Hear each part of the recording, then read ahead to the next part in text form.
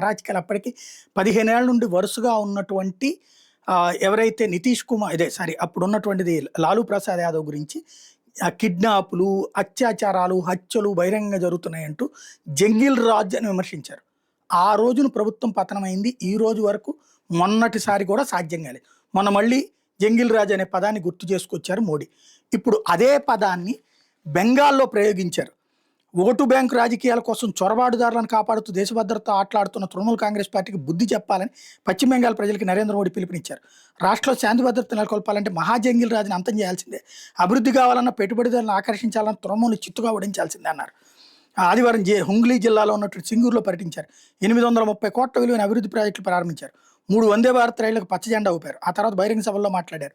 రాబోయే బెంగాల్ అసెంబ్లీ ఎన్నికల్లో మహాజంగిల్ రాజ్కి బీజేపీ సుపరిపాలనకు పోరు జరగబోతోందన్నారు. తప్పుడు డాక్యుమెంట్తో స్థిరపడిన చొరబాటుదారులను తాము అధికారంలోకి రాగానే వెనక్కి పంపిస్తామని పునరుద్ఘాటించారు. బీజేపీ డబుల్ ఇంజిన్ మోడల్ని ఆదరించాలంటూ ప్రజల్ని కోరారు.